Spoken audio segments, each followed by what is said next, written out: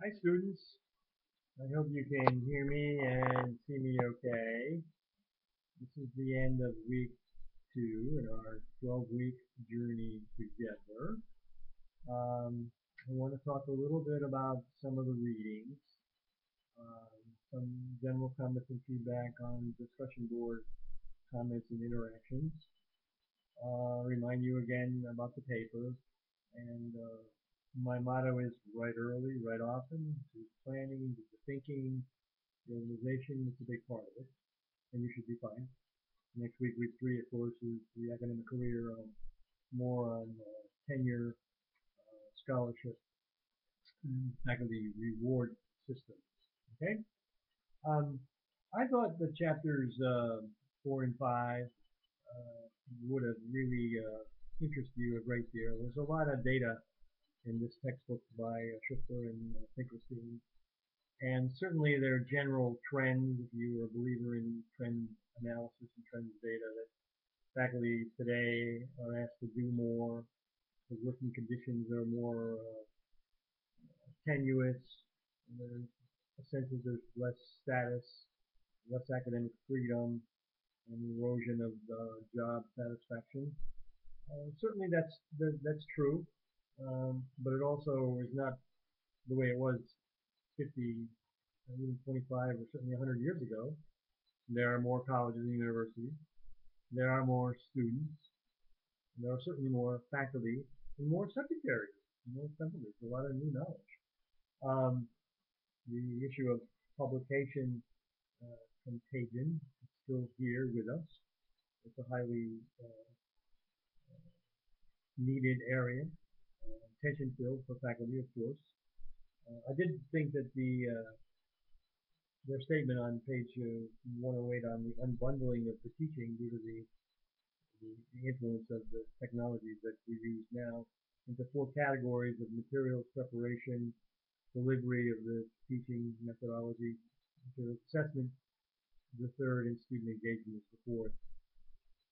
Except my belief is student engagement should be embedded in all of that, uh, and certainly it is.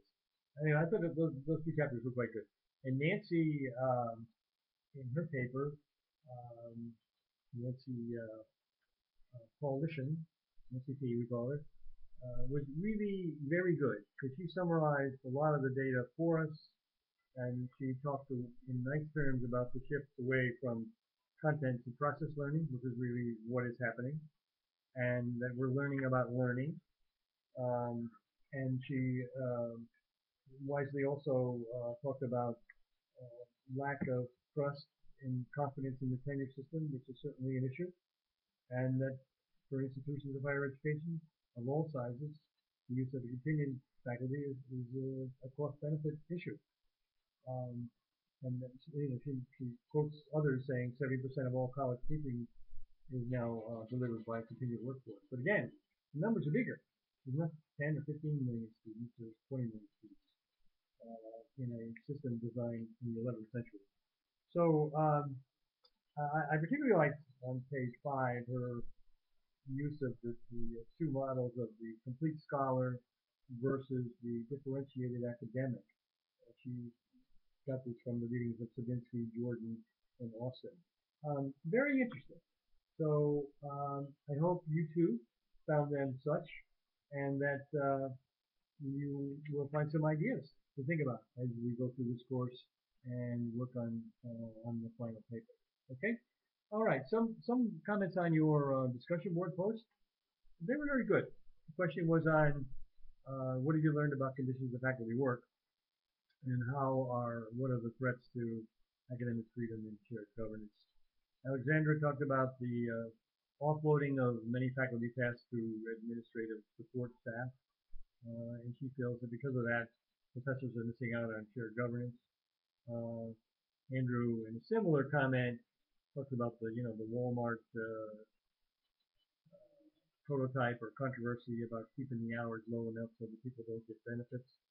Um, David, in response to Samana on for-profit colleges, talked about the many documented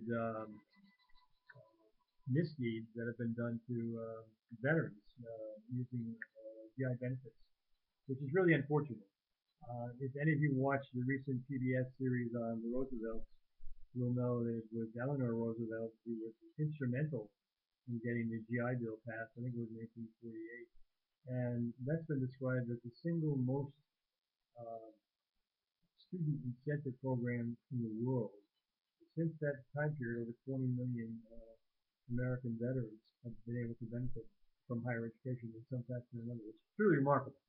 But to go back to David's point, yes, nonprofits have been really bad in that category.